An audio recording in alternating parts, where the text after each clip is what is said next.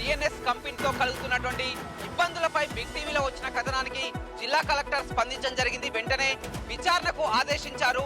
Pollution control board అధికారులు కంపెనీకి చేరుకొని కూడా శాంపిల్స్ ని సేకరించడం జరిగింది. ల్యాబ్ కు పంపించాం.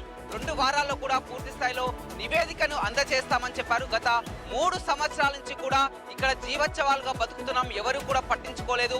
బిగ్ టీవీ స్పందించి కూడా ఉన్నతాధికారుల దృష్టికి తీసుకెళ్లినందుకు ధన్యవాదాలు చెప్తున్నామని, ఎట్టి పరిస్థితుల్లో కూడా ఈ కంపెనీ ఇక్కడి నుంచి తీసివేసేంత వరకు కూడా పోరాటం ఆగదని గ్రామస్తులు చెబుతున్నారు. జాతీయ గేయం వందే మాతరానికి చట్టబద్ధత కల్పిస్తూ కేంద్ర ప్రభుత్వం ప్రవేశపెట్టిన బిల్లుకు రాజ్యసభ ఆమోదం తెలిపింది. వందే మాతరం బిల్లును రాజ్యసభలో 24వ తేదీన కేంద్ర హోంశాఖ సహాయ మంత్రి నిత్యానందరాయ్ ప్రవేశపెట్టారు. సుదీర్ఘ చర్చల అనంతరం రాజ్యసభలో బిల్లు ఆమోదం పొందింది. జాతీయ గీతంతో సమానంగా వందే మాతరానికి గౌరవాన్ని కాపాడేందుకు ఈ బిల్లును కేంద్ర ప్రభుత్వం తీసుకొచ్చింది. వందే మాతరాన్ని అవమానించినా లేదా ఆలపిస్తుండగా ఆటంకం కలిగించినా నేరంగా పరిగణించి 3 ఏళ్ల వరకు జైలు శిక్ష లేదా జరిమానా లేక 2 కూడా విధించవచ్చని ఈ బిల్లు స్పష్టం చేస్తుంది. కాక్రోచ్ జనతా పార్టీ మరో పోరాటానికి సిద్ధమవుతుంది. కేంద్ర ప్రభుత్వాన్ని ఇరుకున పెట్టేందుకు రైతులతో కలిసి ఉమ్మడి పోరాటాన్ని ప్రారంభించినట్లు ప్రకటించింది. సిజేపీ ప్రతినిధి అస్టోస్ విద్యార్థులు, యువత, రైతులతో కలిసి ఈ భారీ పోరాటాన్ని ప్రారంభిస్తున్నట్లు ప్రకటించారు. యువత, విద్యార్థులు, కాక్రోచ్ జనతా పార్టీ ప్రతినిధులు తాజాగా రైతు సంఘం నేతలు, టికాయత్తో పాటు మరికొంతమంది నేతలను కలవడం ఇందుకు సంకేతాలు ఇస్తుంది. మరి మరో పోరాటానికి సిద్ధమైన కాక్రోచ్ జనతా పార్టీ రైతులతో కలిసి ఉమ్మడి పోరాటం ఎంతవరకు వెళ్తుందనేది చూడాలి. బ్యాంకులు కస్టమర్ల నుంచి ఛార్జీల రూపంలో భారీగా వసూలు చేస్తున్నాయి. మినిమం బ్యాలెన్స్ మెయింటెనెన్స్ ఛార్జీలతో కస్టమర్ల నుంచి వేల కోట్ల రూపాయలను సంపాదించాయి. అయితే 2025-26 ఆర్థిక సంవత్సరానికి గాను ప్రైవేట్ ప్రభుత్వ రంగ బ్యాంకులు వేల కోట్ల రూపాయలను సంపాదించాయి. ప్రైవేట్ బ్యాంకులు అయితే 4,500 కోట్ల రూపాయలు సంపాదించగా ప్రభుత్వ రంగ బ్యాంకులు 2,150 కోట్ల రూపాయలను సంపాదించాయి. అయితే ఈ విషయాన్ని రాజ్యసభలో కేంద్ర ఆర్థిక శాఖ సహాయ మంత్రి వివరాలను వెల్లడించారు. భోగాపురం విమానాశ్రయం ప్రారంభోత్సవానికి ప్రధానమంత్రి మోదీ రాబోతున్న నేపథ్యంలో సీఎం చంద్రబాబు నాయుడు ఉన్నతాధికారులతో సమీక్షను నిర్వహించారు. ఈ సమీక్షలో ముఖ్యంగా భద్రతా ఏర్పాట్లు, అలాగే రవాణాకి కావలసినటువంటి ఏర్పాట్లతో పాటు దాదాపు 3 నుంచి 4 లక్షల మంది ప్రజలు ఈ కార్యక్రమానికి హాజరయ్యే అవకాశం ఉన్న నేపథ్యంలో కావలసినటువంటి మౌలిక సదుపాయాలు, ట్రాఫిక్ ఇబ్బందులు రాకుండా చూడాలని కూడా పోలీసులను సూచించారు. ముఖ్యంగా భద్రతా విషయంలో ఎట్లాంటి అవాంఛనీయ ఘటనలు చోటు చేసుకోకుండా చూడాలని పోలీస్ శాఖను ఆదేశించారు సీఎం చంద్రబాబు నాయుడు. ఢిల్లీలో కేంద్ర మంత్రి నితిన్ గడ్కరీని కలిసి జిల్లాల జాతీయ రహదారుల అభివృద్ధికి సహకరించాలని లేఖ అందించారు ఎంపీ వైఎస్ అవినాష్ రెడ్డి. ముద్దులూరు నుంచి కడప వరకు 700 రహదారిని అభివృద్ధి చేయాలని, వీటితో పాటు కడప నగరంలోని ఇర్కాన్ సర్కిల్ నుంచి జేఎంజే కళాశాల వరకు 4 లైన్ రహదారిని పునరుద్ధరించాలని, వీటితో పాటు ఎందుకంటే ఇదే మార్గంలో రోజు కొన్ని వేల మంది తిరుమలకు భక్తులు వెళ్తుంటారని, రహదారిని విస్తరించడం వల్ల ప్రమాదాలు తగ్గే అవకాశం ఉంటుందని, వీరైనా త్వరగా రహదారుల అభివృద్ధికి సహకరించాలని కోరారు. ఆల్మోస్ట్ 20 గంటలు కావస్తుంది. ఇప్పటి వరకు బాలయ్య మృతదేహం ఆచూక్ అనేది కనపడలేదు. ఎన్డీఆర్ఎఫ్ సిబ్బంది కానీ, ఎస్డీఆర్ఎఫ్ కానీ, ఇట్లా హైడ్రా అధికారులు కూడా పూర్తి స్థాయిలో కూడా వారు వెతుకులాట ప్రారంభించారు. ఇప్పటి వరకు కూడా ఎక్కడ వెళ్ళుంటుంది, ఎక్కడ స్ట్రక్ అయిపోతుంది దానితో కూడా ఒక క్లారిటీ అయితే ఇప్పటి వరకు రానటువంటి నేపథ్యం అయితే కనపడుతుంది. మరోవైపు నాలలో వచ్చినటువంటి వాటర్ అంతా కూడా మరోవైపు వాళ్ళు మళ్లిస్తూనే ఉన్నారు. ఎక్కడన్నా బ్లాకింగ్ వల్ల కూడా అక్కడ ఆగిపెట్టదా, లేకపోతే అండర్ పాస్ సంబంధించినటువంటి నాలలో ఏమన్నా చిక్కుకుపోయిన ఉద్దేశంతో ఎవ్రీ 50 మీటర్స్ దగ్గరికి వారు వెళ్తున్నారు. అక్కడ హోల్డ్ చేస్తున్నారు. హోల్డ్ చేసి అక్కడ వాటర్ తో క్లియర్ చేస్తున్నారు. అయినప్పటికీ కూడా ఆచూకీ ఇప్పటి వరకు లభించలేదు. సో రేపు పొద్దున వరకు కూడా ఈ రెస్క్యూ ఆపరేషన్ కొనసాగుతున్నట్టు కూడా అధికారులు చెప్తున్నారు. ఆకివీడు పెదపేటలో రామాలయ పునర్నిర్మాణ పనులను పరిశీలించారు డిప్యూటీ స్పీకర్ రఘురామకృష్ణరాజు. సుప్రీంకోర్టులో జడశ్రావణ వేసిన పిటిషన్ కొట్టేయడంతో ఆకివీడు రామాలయానికి గ్రీన్ సిగ్నల్ వచ్చినట్లయింది. ఇప్పటికే సగం పునాది పనులు ప్రారంభమయ్యాయి. మిగతా పనులు కూడా త్వరితగతిన పూర్తి చేస్తామంటున్నారు రఘురామకృష్ణరాజు. గన్నవరంలో కృష్ణరాతి శిలలు తయారవుతున్నాయని, వాటిని ఆకివీడు త్వరితగతిన తీసుకొస్తామంటున్నారు. నవంబర్ నెలలోపు రామాలయ పునర్నిర్మాణాన్ని పూర్తి చేసి శ్రీరాముని దర్శన భాగ్యం కల్పిస్తామంటున్నారు. ఇప్పటికే ఆకివీడు రామాలయానికి దేశ విదేశాల నుండి పలువురు రామ భక్తులు సహకరించారని వారందరికీ ధన్యవాదాలు చెప్పారు డిప్యూటీ స్పీకర్ రఘురామకృష్ణరాజు. కొంతమంది ఐఏఎస్ అధికారులు సమయపాలన పాటించట్లేదు. అదేవిధంగా ముఖ్యమంత్రి రేవంత్ రెడ్డి, అదేవిధంగా సిఎస్ సంజయ్ జాజు సమీక్ష సమావేశంలో కూడా టైంకు రావట్లేదు. ఒకవేళ లేటుగా వచ్చిన తర్వాత కూడా ఏదో ఒక కారణాలు చెప్తున్నారే తప్ప ఆలస్యంగా రావడం మానట్లేదు అనేది కూడా విమర్శలు వినిపిస్తున్నాయి. అంతేకాకుండా సబ్జెక్టు పరంగా రావట్లేదు. సడన్గా సబ్జెక్టు ముఖ్యమంత్రి రేవంత్ రెడ్డి, అదేవిధంగా సిఎస్ సంజయ్ జాజు అడిగినా కానీ సమాచారం ఇవ్వట్లేదు. మళ్ళీ కన్సల్ట్ హెచ్ఓడీలనే ఇబ్బందులు పెడుతున్నారు. ఇకనైనా ఐఏఎస్ల తీరు మారాలనేది కూడా సెక్రటరీ వర్గాల్లో ఆసక్తికరమైన చర్చ జరుగుతుంది. ఇప్పటికే ముఖ్యమంత్రి రేవంత్ రెడ్డి అదేవిధంగా సంజయ్ జాజు కూడా పలుసార్లు వార్నింగ్ ఇచ్చినా కానీ ఐఏఎస్ అధికారుల తీరు మారడం లేదనేది కూడా సెక్రటరీ వర్గాల్లో ఆసక్తికరమైన చర్చ అయితే జరుగుతుంది. మరి నికరైన ఐఏఎస్ అధికారులు వాళ్ళ తీరులో మార్పు వస్తుందా లేదా అనేది కూడా ఆసక్తికరమైన అంశంగా మారింది. మాజీ సీఎం వైఎస్ జగన్మోహన్ రెడ్డి శ్రీకాకుళం జిల్లాలో పర్యటించబోతున్న నేపథ్యంలో జిల్లా వైఎస్ఆర్ కాంగ్రెస్ పార్టీ పెద్ద ఎత్తున స్వాగత ఏర్పాట్లు చేస్తుంది. జిల్లా సరిహద్దుని ప్రారంభం మొదలుకొని పెద్ద పెద్ద భారీ హోర్డింగ్స్, ఫ్లెక్సీలు ఏర్పాటు చేస్తుంది. జిల్లా వ్యాప్తంగా ఉన్న పార్టీ నాయకులు, శ్రేణులు, కార్యకర్తల అభిమానులు పెద్ద ఎత్తున జగన్మోహన్ రెడ్డికి స్వాగతం పలకాలంటూ పిలుపునిచ్చారు. కాగా మాజీ మంత్రి సీదిరి అప్పలరాజును అంపోల్ జైల్లో ములాఖత్ అయ్యేందుకు జగన్మోహన్ రెడ్డి శ్రీకాకుళం వస్తున్నారు. అనంతరం ఆయన ఫ్యామిలీని కూడా పరామర్శించబోతున్నారు. జగన్మోహన్ రెడ్డి రాకతో పోలీసులు భద్రతమైన ఏర్పాట్లు చేస్తున్నారు. భారీ వర్షాల నేపథ్యంలో మరోసారి ట్రాఫిక్ అడ్వైజరీ విడుదల చేశారు సైబరాబాద్ ట్రాఫిక్ పోలీసులు. నిన్న కురిసిన భారీ వర్షానికి హైదరాబాద్ మాదాపూర్లోని జూబ్లీ హిల్స్, హైటెక్ సిటీ పరిసర ప్రాంతాల్లో ఐటీ కారిడార్లో భారీగా ట్రాఫిక్ జామ్ ఏర్పడింది. ఈ నేపథ్యంలో మరోసారి అడ్వైజరీ పలు సూచనలు చేశారు ట్రాఫిక్ పోలీసులు. మధ్యాహ్నం 3:30 తర్వాత ఎర్లీ లాగౌట్ చేయాలంటూ ఆయా సంస్థలకు కూడా సూచన చేశారు. విడతల వారీగా ఉద్యోగులను బయటికి పంపించాలంటూ కూడా చెప్పారు. ట్రాఫిక్ పోలీసుల సూచనలు పాటించండి, భారీ వర్షాలు పడితే సేఫ్గా ఇంటికి చేరుకునేందుకు పోలీసులు చెప్పిన అన్ని సూచనలు పాటించాలని కోరుతున్నారు.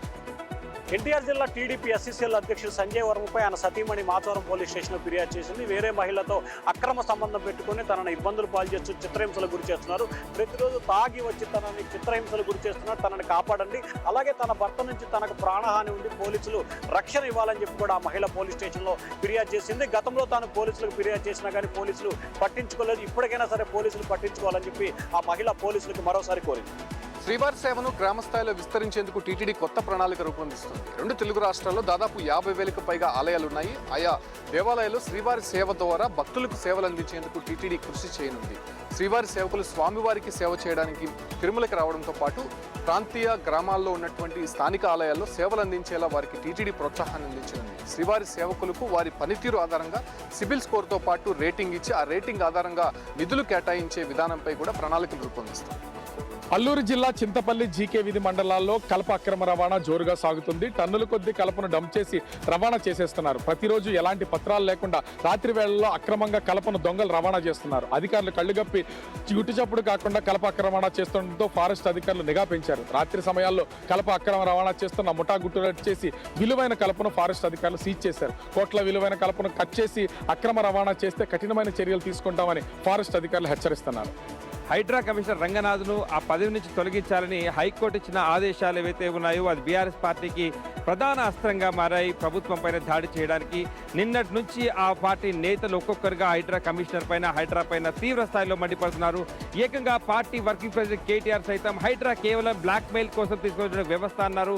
ఇప్పుడు ఆ పార్టీ ఎమ్మెల్యేలు ప్రెస్ మీట్లు పెట్టి హైడ్రా కమిషనర్ కోర్టు ఉల్లంఘన చేశారు, అయినా కూడా ఎందుకు చర్యలు తీసుకోవట్లేదు, ఇప్పటికే పేదల ఇల్లు కూల్చారు, వాటిపైన విచారణ జరిపించాలి, హైడ్రా కమిషనర్ ఏదైతే కోర్టు ఆదేశించిందో అక్కడే తేటతెల్లమవుతుంది. కాంగ్రెస్ పార్టీ వైఫల్యాలన్నీ కూడా బహిర్గతమవుతున్నాయి.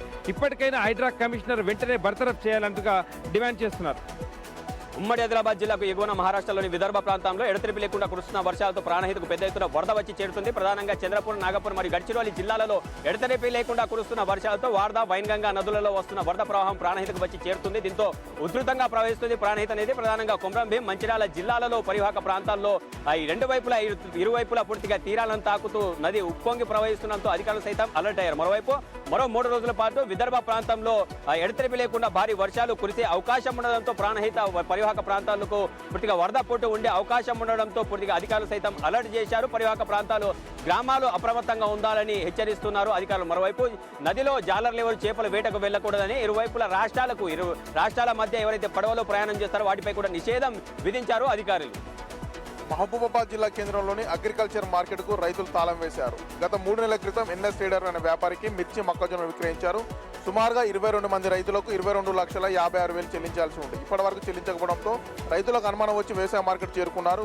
వ్యాపారి ఎవరైతే శేఖర్ అనే వ్యాపారి ఉంటారో అతను ఐపీ పెట్టాలని తెలియడంతో రైతులు ఆగ్రహానికి లోనే ఆత్మహత్యానికి యత్నించారు. పురుగుల మందు పుట్టల మీద పోసుకొని ఆత్మహత్యానికి యత్నానికి పాల్పడుతున్నారు. పోలీసులు, మార్కెట్ సిబ్బంది అడ్డుకున్నారు. ఈ విషయంపై తమకు న్యాయం చేయాలని, న్యాయం చేసేంత వరకు భీష్మించుకొని కూర్చుంటామని నైట్ వరకు ఆందోళన కొనసాగించారు. నిన్న రాత్రి నుంచి కురుస్తున్నటువంటి భారీ వర్షాలకు కరీంనగర్లోని ఎల్ఎండికి జలకళ సంతరించుకుంది. నిన్న మొన్నటి వరకు నీరు లేక వెలబెలబోయినటువంటి ఎల్ఎండి రిజర్వాయర్ ఇప్పుడు ఒక్కసారిగా రాత్రి నుంచి కురుస్తున్నటువంటి వర్షంతో మోయతుమ్మెద వాగు నుంచి ఎక్కువగా ఇన్ఫ్లో వస్తున్నటువంటి నేపథ్యం లోపల ఇప్పుడు ఎల్ఎండికి జలకళ సంతరించుకుంది. మొత్తం కూడా ఇప్పటి వరకు 5.5 టీఎంసీలకు చేరుకుంది. మొత్తం టీఎంసీలు 24 కాగా మరి ఈరోజు అలాగే వర్షం కురిస్తే మరింత సామర్థ్యం పెరిగేటువంటి అవకాశం ఉందని చెప్పి ఇంజనీరింగ్ అధికారులు తెలిపారు. రోడ్డు ప్రమాదాలను తగ్గించడంతో పాటు ట్రాఫిక్ నిబంధనలను అరికట్టే విధంగా ఉండేందుకు సంగారెడ్డి జిల్లా పోలీసులు ఇంటర్సెప్ట్ వాహన విధానాన్ని అమలు చేస్తున్నారు. ఈ ఇంటర్సెప్ట్ వాహన విధానం ద్వారా జాతీయ రహదారులు, ప్రధాన రహదారులు, వీటితో పాటు ప్రమాదకర రహదారులలో వేగాన్ని నియంత్రించేందుకు అనుకూలంగా ఉంటుంది. ఈ ఇంటర్సెప్ట్ విధానం వాహనాలలో అయితే స్పీడ్కి సంబంధించినటువంటి రాడార్లను అమరుస్తారు. ఈ రాడార్ల ద్వారా వెహికల్స్కు సంబంధించినటువంటి స్పీడ్ను కంట్రోల్ ఆ నంబర్ ప్లేట్ల ద్వారా తెలుసుకునే అవకాశం ఉంటుంది. పరిమితికి మించినటువంటి వేగంతో వెళ్ళేటటువంటి వాహనాలను ఈ నంబర్ ప్లేట్ల ద్వారా ట్రేస్ చేసి ఆ వాహనాలను నియంత్రించి వాళ్ళపైన చర్యలు తీసుకునే విధంగా అవకాశం ఉంటుంది. ఈ విధానాన్ని అమలు చేయడంతో జిల్లా వ్యాప్తంగా ఉన్నటువంటి ప్రమాదాలను కొంతమేర అరికట్టే అవకాశం ఉంటుందని జిల్లా పోలీసులు చెప్తున్నారు. చిలకూరు మండలం ఏరూరు గ్రామంలో రోడ్లు బాగలేవంటూ గ్రామస్తులు రోడ్డుపై బైఠాయించి నిరసన తెలిపారు. తమ రోడ్లు అనేక సంవత్సరాలుగా బాగలేకుండా ఎవరూ పట్టించుకోవటం లేదని వాపోతున్నారు. అత్యవసర సమయంలో ఎక్కడికైనా వెళ్లాలన్నా, హాస్పిటల్కి అందుకు వెళ్లాలన్నా కానీ ఇబ్బందులు పడుతున్నామని చెప్పుకొస్తున్నారు. మరోపక్క కృష్ణాపట్నం పోర్టుకి భారీ వాహనాలు తిరుగుతున్నటువంటి క్రమంలో ఆ రోడ్లు బాగలేనటువంటి రోడ్లపైన దుమ్ము ధూళి లేచి ఇండ్లలోకి రావడంతో తీవ్ర ఇబ్బందులు ఎదుర్కొంటున్నట్లుగా వాపోతున్నారు. మరోపక్క వంట చేసుకునేటువంటి క్రమంలో ఆ దుమ్మంతా వంటలో నిండిపోయి ఆహారం తినేటువంటి సమయంలో కూడా ఆ దుమ్ముతో కలిపి తినాల్సి వస్తుందని చెప్పి ఆవేదన వ్యక్తం చేస్తున్నారు. పాలకులు మారుతున్నారు, అధికారులు మారుతున్నప్పటికీ తమ గ్రామ సమస్య రోడ్లు దుస్థితి గురించి పట్టించుకోవటం లేదని వాపోతున్నారు. కామారెడ్డి జిల్లా రాజంపేట మండలం పోడు భూముల్లో వ్యవసాయం చేసుకుంటున్న గిరిపుత్రులపై ఫారెస్ట్ అధికారులు చేసిన జులుంతో అక్కడ ఉన్న మహిళ పురుగుల మందు తాగి ఆత్మహత్యయత్నం చేసింది. దీంతో ఒక్కసారిగా కామారెడ్డి జిల్లాలో కలకలం రేపింది. ప్రస్తుతం అధికారులు విచారణ కమిటీ వేశారు. చాలా రోజులుగా తనకున్న సమస్యపై కలెక్టర్తో పాటు ఫారెస్ట్ అధికారులకు విన్నవించినా తన సమస్య తీరడం లేదంటూ ఆవేదన వ్యక్తం చేసింది. ప్రస్తుతం అయితే సరోజ పరిస్థితి క్రిటికల్ ఉన్నట్లు తెలుస్తుంది. కామారెడ్డి ప్రభుత్వ ఆసుపత్రిలో చికిత్స పొందుతుంది. విచారణ చేసిన తర్వాత అధికారులు ఎవరైతే వెళ్లారో వారిపై చర్య తీసుకునేందుకు అధికారులు సిద్ధమవుతున్నారు. ఏలూరు జిల్లా ద్వారకా తిరుమల కొండపై శ్రీ బ్రహ్మరాంబ సమేత మల్లికార్జున ఆలయంలో వరుణ యాగాన్ని ప్రారంభించారు ఆలయ అర్చకులు. రాష్ట్రంలో వర్షాలు బాగా పడాలి, రైతులు సుభిక్షంగా ఉండాలన్న రాష్ట్ర ప్రభుత్వ ఆదేశాలతో ఈ వరుణయాగం చేస్తున్నామని చెప్తున్నారు. మొత్తం 3 రోజుల పాటు వరుణయాగం చేస్తామని అర్చకులు చెప్తున్నారు. జూలై 31న చివరి రోజున ఉదయం 8 నుండి సాయంకాలం 4 గంటల వరకు మహా వరుణయాగం జరుగుతుందని, మహాజలాభిషేకం మహాశివుడికి చేస్తామని కూడా అర్చకులు చెప్తున్నారు.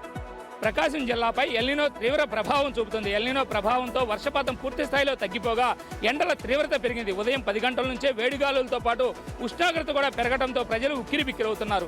అయితే ఈ సంవత్సరం వర్షపాతం పూర్తి స్థాయిలో తగ్గిపోవడంతో ఖరీఫ్ సీజన్ దాదాపు తుడిచిపెట్టుకుపోయింది. గత సంవత్సరం ఇదే సమయానికి ప్రకాశం జిల్లా వ్యాప్తంగా 55,774 హెక్టార్లలో పంట సాగు చేయగా ఈ సంవత్సరం ఇప్పటి వరకు బోరుబావుల కింద 3,508 హెక్టార్లలో మాత్రమే పంట సాగు చేశారు. అయితే వర్షపాతం ఎటువంటిది నమోదు కాకపోవడంతో సాగర్ నీటిపైనే జనాలు కూడా ఆశలు పెట్టుకుని ఉన్నారు. అయితే సాగర్లో ఇప్పటి వరకు నీరు రాకపోవడంతో ఈ ఎల్నినో ప్రభావాన్ని అధిగమించేందుకు రైతులు మరియు అధికారులు కూడా ప్రత్యేకమైనటువంటి ప్రణాళికలను సిద్ధం చేస్తున్నారు.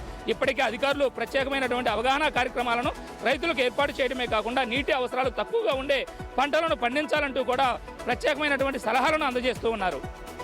ఓ ఫోర్జరీ సంతకం గ్రామంలో వివాదానికి కారణమైంది. సత్యసాయి జిల్లా గాండ్లపేంట మండలం చిన్నకగారిపల్లికి సంబంధించిన రైతు నరసింహారెడ్డి పేరుతో పుట్టపర్తి కలెక్టరేట్లోని పీజీఆర్ఎస్ కు కంప్లైంట్ వెళ్ళింది. ఆ కంప్లైంట్ పైన అధికారులు గ్రామానికి వచ్చారు. గ్రామంలో విచారించగా రైతు నరసింహారెడ్డి తాను కంప్లైంట్ ఇవ్వలేదని చెప్పాడు. అయితే ఎవరు కంప్లైంట్ ఇచ్చారన్న దానిపైన అధికారులు ప్రశ్నిస్తున్నారు.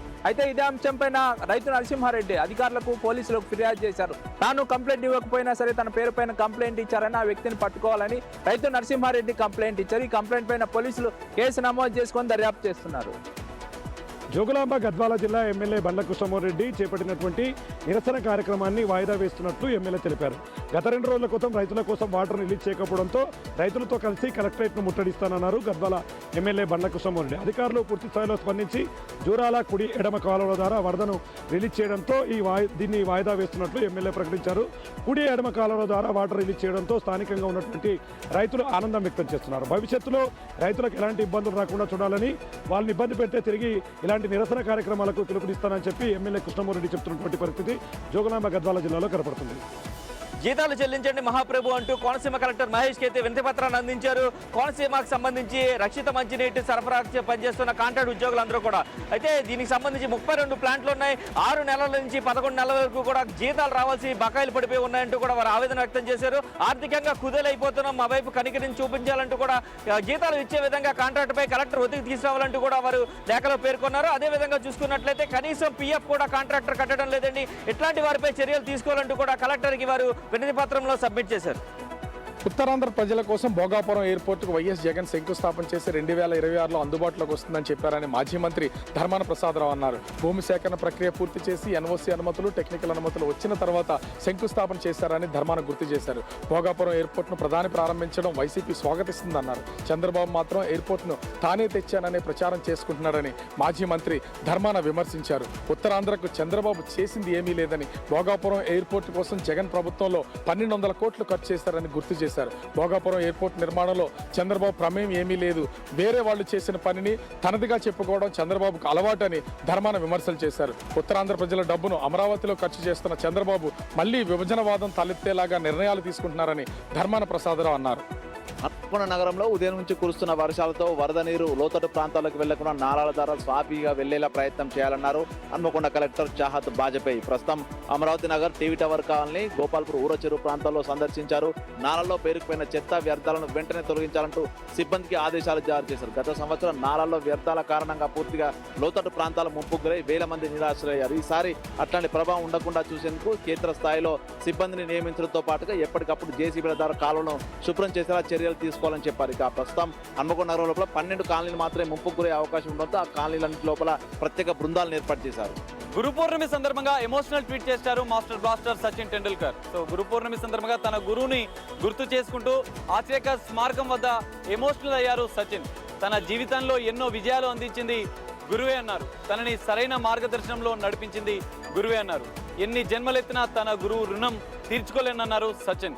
సచిన్ చేసిన ఈ ఎమోషనల్ పోస్ట్ను అభిమానులు షేర్ చేస్తున్నారు. గతంలో సచిన్ తన గురువుతో దిగినటువంటి ఫోటోలను షేర్ చేస్తున్నారు ఫ్యాన్స్. రామాలయంలో కనక దమ్మక్క జయంతి వేడుకలు, భద్రాచలం శ్రీ సీతారామచంద్ర స్వామి పరమ భక్తులైన దమ్మక్క జయంతి వేడుకలను గిరిజనులతో కలిసి ఆలయంలో వేడుకలు నిర్వహించారు. ఈ వేడుకల్లో గిరిజనులు భారీ సంఖ్యలో పాల్గొన్నారు. మరోవైపున గిరిజన సంస్కృతి సాంప్రదాయ పద్ధతుల్లో వేడుకలు నిర్వహించారు. అయితే గత 15 సంవత్సరాల నుంచి కూడా రామాలయం ఆధ్వర్యంలో దమ్మక్క జయంతి వేడుకలు నిర్వహించడంపై గిరిజన సంఘ నేతలంతా కూడా హర్షం వ్యక్తం చేస్తున్నారు. గీతా మోహన్ దాస్ దర్శకత్వంలో యష్ హీరోగా నటిస్తున్న చిత్రం టాక్సిక్. ఈ సినిమా అయితే ప్రపంచవ్యాప్తంగా ఆగస్టు 26న రిలీజ్ అవ్వబోతుంది. 8న ట్రైలర్ అయితే రిలీజ్ అవ్వబోతుంది ప్రపంచవ్యాప్తంగా. ఎందుకంటే ట్రైలర్లు అయితే ఆకట్టుకునే సన్నివేశాలు ఎక్కువగా ఉంటున్నాయని చెప్తున్నారు. ఎందుకంటే ఇండియా వైజ్గా అందరినీ స్టార్స్ని పిలిచి బెంగళూరులో అయితే ఒక పెద్ద ఎత్తున ఈవెంట్ నిర్వహించడానికి సన్నాహాలు చేస్తున్నారు. ఈ సినిమా 26న రిలీజ్ అవ్వబోతుంది. ఏపీ మద్యం కుంభకోణం కేసులో మాజీ మంత్రి వైసీపీ నేత కారుమూరి నాగేశ్వరరావుకు సుప్రీంకోర్టులో చుక్కెదిరింది. ఈ కేసులో ముందస్తు బెయిల్ మంజూరు చేయాలని ఆయన దాఖలు చేసిన పిటిషన్ను న్యాయస్థానం తిరస్కరించింది. నేరం జరిగినట్టు ప్రాథమిక ఆధారాలు ఉన్నాయని, ఈ కేసులో కస్టోడియల్ దర్యాప్తు అవసరమని CJI జస్టిస్ సూర్యకాంత్ నేతృత్వంలోని ధర్మాసనం స్పష్టం చేసింది. ఏపీ మద్యం కుంభకోణంలో సుమారు 350 కోట్ల రూపాయల ప్రజాధనం దారిమళ్లినట్లు ఆధారాలు ఉన్నాయని సుప్రీంకోర్టు పేర్కొంది. ఇలాంటి పరిస్థితుల్లో ముందస్తు బెయిల్ ఇవ్వడం సాధ్యం కాదని ధర్మాసనం తేల్చి చెప్పింది. ఈ కేసు దర్యాప్తులో కీలక అంశాలు వెలుగులోకి రావాల్సి ఉందని సుప్రీం ధర్మాసనం తెలిపింది. తెలంగాణకు వీలైనన్ని ఎక్కువ నిధులు కేంద్ర ప్రభుత్వం నుంచి తీసుకువచ్చే పనిలో ముఖ్యమంత్రి రేవంత్ రెడ్డి పడ్డాడు. అందులో భాగంగా తెలంగాణలో పెద్ద ఎత్తున ఇందిరమ్మ ఇండ్లు నిర్మిస్తున్న నేపథ్యంలో ఇందిరమ్మ ఇండ్లకు కేంద్ర ప్రభుత్వం సపోర్ట్ కావాలి. దాదాపు 11,54,000 ఇండ్ల పైచీలకు తెలంగాణకు ఇండ్లు కేటాయించాలనేది కూడా కేంద్ర గ్రామీణాభివృద్ధి శాఖ మంత్రి శివరాజ్ సింగ్ చౌహాన్కు ముఖ్యమంత్రి రేవంత్ రెడ్డి విజ్ఞప్తి చేశారు. అయితే గత ప్రభుత్వం బీఆర్ఎస్ ఉండడం వల్ల బీఆర్ఎస్ కేంద్ర ప్రభుత్వం నిధులు తెలంగాణకు తీసుకురావడంలో కాన్సన్ట్రేషన్ పెట్టలేదు. తద్వారా ఇండ్ల నిర్మాణం తెలంగాణలో స్లో అయింది. కాంగ్రెస్ ప్రభుత్వం వచ్చిన తర్వాత శరవేగంగా ఇండ్ల నిర్మాణాన్ని చేస్తున్నాం, ఇందిరమ్మ ఇండ్లకు సహకరించాలని కూడా కేంద్ర మంత్రిని కోరారు. ఈ యొక్క నేపథ్యంలో మరి ముఖ్యమంత్రి రేవంత్ రెడ్డి విజ్ఞప్తిని ఎంతవరకు కేంద్రం సపోర్ట్ చేస్తుందో వేచి చూడవలసిందే. గుండు కొట్టించుకుంటే 15,000 రూపాయలు నగదు ఇస్తామంటూ ప్రభుత్వ పథకం పేరుతో ఓ మోసగాడు 3 మహిళలను మోసం చేశాడు. మోసపోయినటువంటి ఆ 3 మహిళలు డబ్బు కోసం ఆశపడి ఏకంగా గుండు కొట్టించుకున్నారు. ఈ ఘటన తమిళనాడు రాష్ట్రంలోని సేలం జిల్లాలో జరిగింది. అయితే ఇతని మాటలు నమ్మినటువంటి ఆ యువతలు 3 కూడా అక్కడ ఉన్నటువంటి ఆ వ్యక్తితో గుండు కొట్టించుకున్నారు. తీరా ఆ వ్యక్తికి ఫోన్ చేస్తే అతడు ఫోన్ లిఫ్ట్ చేయలేదు. అయితే వారి డబ్బులో కూడా జోబులో కూడా డబ్బులు గల్లంతవడంతో వీరంతా కూడా షాక్ తిన్నారు. మరోవైపు ఈ ఘటన అనేది విక్రమార్కుడు సినిమాలోని సత్యబాబు ఘటనను గుర్తు చేస్తుందని ప్రతి ఒక్కరూ సోషల్ మీడియాలో కామెంట్ చేస్తున్నారు. గుంటూరు పశ్చిమ శాసనసభ్యురాలు గల్లా మాధవి భర్త రామచంద్ర వ్యవహారంపై తెలుగుదేశం పార్టీ అధిష్టానం సీరియస్గా స్పందించింది. ఆయన చేసిన ఏదైతే రియల్ ఎస్టేట్కి సంబంధించి వివాదాలు ఉన్నాయో వీటన్నిటికి సంబంధించి పూర్తి స్థాయి నివేదిక ఇవ్వాలని చెప్పి మార్కాపురం, ఒంగోలు, ప్రకాశం జిల్లాలకు సంబంధించి అలాగే గుంటూరు, పల్నాడు జిల్లా టీడీపీ అధ్యక్షులకి రాష్ట్ర అధిష్టానం ఆదేశాలు జారీ చేసింది. 2 రోజుల్లో పూర్తి వివరాలు తమ ఎదుట అందజేయాలని చెప్పి ఆదేశాలు జారీ చేసింది. అలాగే పూర్తి స్థాయి నివేదిక వచ్చే వరకు ఎటువంటి వివాదాల జోలికి వెళ్లొద్దంటూ కూడా గల్లా రామచంద్రకి పార్టీ అధిష్టానం ఆదేశాలు జారీ చేసింది. భవిష్యత్తులో ఇటువంటి ఘటన జరగకుండా చూడాలని చెప్పి ఇప్పటికే స్పష్టమైన హెచ్చరికలను రాష్ట్ర కార్యాలయం ఆదేశాలు జారీ చేసింది. బంగాళాఖాతంలో ఏర్పడ్డ తీవ్ర వాయుగుండంగా తీరం దాటిన పశ్చిమ బెంగాల్, ఒరిస్సా భూభాగంలో కొనసాగుతుండటంతో ఏపీలో రుతుపవనాలు చురుగ్గా కొనసాగుతున్నాయని విశాఖ వాతావరణ కేంద్రం అధికారులు చెప్తున్నారు. ఉత్తర కోస్తా జిల్లాల్లో ముఖ్యంగా శ్రీకాకుళం, విజయనగరం, విశాఖపట్నం, అల్లూరు సీతారామరాజు జిల్లాల్లో పలుచోట్ల మోస్తరు నుంచి భారీ వర్షాలు కురిసే అవకాశం ఉందని అధికారులు తెలియజేస్తున్నారు. గంటకు 30 నుంచి 40 కిలోమీటర్ల వేగంతో ఈదురుగాలులు వీచే అవకాశం ఉండడంతో ప్రజలు అప్రమత్తంగా ఉండాలని వాతావరణ శాఖ సూచిస్తుంది. సముద్రంలో అల్లకల్లోలంగా ఉండే అవకాశం ఉన్నందున మత్స్యకారులు సముద్రంలోకి వేటకు వెళ్లొద్దని అధికారులు హెచ్చరికలు జారీ చేస్తున్నారు. ఆర్ఎంపీ వైద్యం వికటించి 3 ఏళ్ల బాలుడు నాని అనే బాలుడు మృతి చెందినట్లు మృతులకు సంబంధించిన బంధువులు ఆందోళన చేపట్టారు. మరిపేడ మండలం పురుషోత్తరాయగూడెం గ్రామానికి చెందిన నాని గత కొద్ది రోజులుగా జ్వరంతో బాధపడుతున్నాడు. విషయాన్ని స్థానిక డాక్టర్ అయిన ఆర్ఎంపీ ప్రజత్ క్లినిక్ చెందినటువంటి రవిబాబు దగ్గరికి ట్రీట్మెంట్ కోసం వెళ్లారు. ట్రీట్మెంట్ అనంతరం ఇంజెక్షన్ ఇవ్వడంతో బాబుకు శ్వాస ఆడలేదు, కడుపంతా ఉబ్బిపోయింది, తీవ్ర అస్వస్థతకు గురై మరణించాడు. ఈ విషయంపై మృతుడికి సంబంధించిన బంధువులు పోలీస్ స్టేషన్లో కేసు నమోదు చేశారు. ఈ విషయంపై డిఎంహెచ్ఓ అధికారులు కూడా మృతుడికి సంబంధించిన బంధువులు ఫిర్యాదు చేయడంతో విచారణ కొనసాగుతుంది. తెలంగాణలో ఫ్యామిలీ రిజిస్ట్రేషన్ ప్రక్రియ రాబోతుంది. ఫ్యామిలీ కుటుంబ వివరాలన్నీ కూడా ఒకే డిజిటల్ కార్డులో పొందుపరచడం, అలాగే ఒకే కుటుంబానికి సంబంధించినటువంటి పూర్తి వివరాలన్నీ కూడా ఒకే చోట నమోదు చేయడానికి ఈ ప్రక్రియ కొనసాగుతున్నారు. పూర్తిగా ప్రజలకు ఏదైతే సంక్షేమ పథకాలు కావచ్చు, సేవలన్నీ కూడా సులభతరం చేయడమే ఈ ఫ్యామిలీ రిజిస్ట్రేషన్ యొక్క లక్ష్యం అంటున్నారు. ఈ ఫ్యామిలీ రిజిస్ట్రేషన్ అప్లై చేసుకోవడానికి ఇటు మీ సేవ లేదంటే మొబైల్ యాప్ల ద్వారా చేసుకోవచ్చు. ఏదైతే ఫ్యామిలీ రిజిస్ట్రేషన్ అప్లై చేసుకుంటారో చేసుకున్న 2 రోజుల్లోనే ఫ్యామిలీ రిజిస్ట్రేషన్ సర్టిఫికేట్ వస్తుంది. ఇది లీగల్ కావచ్చు లేదా మరొక దీని ప్రామాణికం కాదు. పూర్తిగా సంక్షేమ పథకాలు పారదర్శకంగా అందడానికి ఈ ఫ్యామిలీ రిజిస్ట్రేషన్ అని ప్రభుత్వం చెప్పింది. తమ సోదరుడిని ఆత్మహత్యగా చిత్రీకరిస్తున్నారు, హత్య చేసి అంటూ 2 అక్కా చెల్లెళ్ళు సత్యనారాయణపురం పోలీస్ స్టేషన్లో కేసు పెడితే తీసుకోలేదని చెప్పి హైకోర్టును ఆశ్రయించారు. అయితే తమ గోడును వినేందుకు పోలీసులు నిరాకరిస్తున్నారు. తమకు న్యాయం చేయాలి అంటూ మాజీ సీఎం జగన్మోహన్ రెడ్డి దగ్గరకు ఈరోజు 2 అక్కా చెల్లెళ్ళు వెళ్లారు. తమకు తగిన న్యాయం చేస్తామని జగన్ హామీ ఇచ్చినట్లుగా తెలిపారు. సత్యసాయి జిల్లా నమ్ములపూలకుంట కస్తూర్బా గాంధీ విద్యాలయంలో ఉపాధ్యాయుల తీరు వివాదాస్పదంగా మారింది. విద్యార్థులతో పని చేయించుకుంటున్నారన్న ఆరోపణలు వినిపిస్తున్నాయి. విద్యాలయంలో ఇవేం పనులని తల్లిదండ్రులు ప్రశ్నిస్తున్నారు. పాఠాలు చెప్పడం కంటే అనవసరమైన పనులకు ఎక్కువ సమయం కేటాయిస్తున్నారని ఉపాధ్యాయులపై విమర్శలు వస్తున్నాయి. విద్యార్థులతో మసాజ్ చేయించుకోవడం, తలదువ్వించుకోవడం వంటి పనులు చేయించుకోవడం పైన తల్లిదండ్రులు ఆగ్రహం వ్యక్తం చేస్తున్నారు. పాఠాలపైన శ్రద్ధ పెట్టాలి, విద్యార్థుల విద్యాబుద్ధులపైన శ్రద్ధ పెట్టాలి కానీ ఇవేం పనులని ప్రశ్నిస్తున్నారు. బాధ్యులైన ఉపాధ్యాయులపై విచారణ జరిపి కఠిన చర్యలు తీసుకోవాలని తల్లిదండ్రులు డిమాండ్ చేస్తున్నారు. తిరుపతి జిల్లా పాకాల మండలం ఇర్రంగారిపల్లెలో రోడ్డు ప్రమాదం జరిగింది. 2 ఆటోలు ఒకదానికొకటి ఢీకొనడంతో ఒక ఆటోలో ప్రయాణిస్తున్నటువంటి ప్రయాణికులకు తీవ్ర గాయాలయ్యాయి. మరో ఆటోలో పాల క్యాన్లతో వెళ్తున్నటువంటి నేపథ్యంలోనే ప్రమాదం దాటికి ఒక్కసారిగా ఆటో బోల్టా పడింది. ఆటోలో ఉన్నటువంటి పాలు మొత్తం కూడా నేలపాలైంది. అయితే మరో ఆటోలో ప్రయాణిస్తున్నటువంటి ప్రయాణికులు ప్రస్తుతం ఆసుపత్రిలో చికిత్స పొందుతున్నారు. అయితే అతివేగంగానే 2 ఆటోలు వచ్చి ఢీకొనడంతోనే ఈ ప్రమాదం జరిగినట్టు తెలుస్తుంది. అంటే స్థానికులు వెంటనే రియాక్ట్ అయ్యి అక్కడ ఉన్నటువంటి వారిని ఆసుపత్రికి తరలించడంతో ప్రాణాపాయం తప్పింది. సో ఈ ఘటనలో అటు 2 ఆటోలు కూడా పూర్తిగా దెబ్బతిన్నట్టు పోలీసులు గుర్తించారు.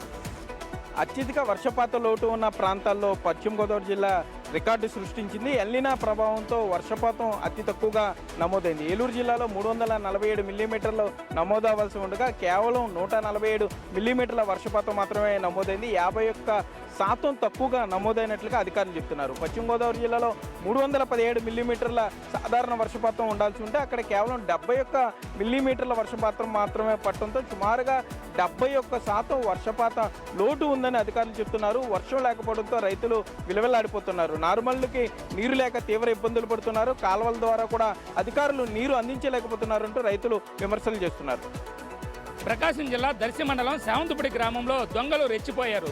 గ్రామంలో ఉన్నటువంటి రామాలయంతో పాటు అమ్మవారి ఆలయం మరియు గ్రామం చివరిలో ఉన్నటువంటి పోలేరమ్మ దేవాలయాల్లో హుండీలను పగలగొట్టి నగదును దోచుకు వెళ్లారు. అంతేకాకుండా అమ్మవారి ఆలయంలో అమ్మవారి మంగళసూత్రంతో పాటు విలువైనటువంటి వెండి ఆభరణాలను కూడా దోసుకు వెళ్లారు. విషయం తెలుసుకున్నటువంటి స్థానికులు పోలీసులకు ఫిర్యాదు చేశారు. దీనిపైన పోలీసులు ఘటనా స్థలానికి చేరుకొని కేసు నమోదు చేసి దర్యాప్తు చేస్తున్నారు. ఈ మధ్య కాలంలో వరుసగా గుడుల్లో దొంగతనాలు జరుగుతూ ఉండటంతో దానిపైన ప్రత్యేకమైనటువంటి నిఘాను ఏర్పాటు చేయనున్నట్లుగా కూడా డీఎస్పీ తెలియజేశారు.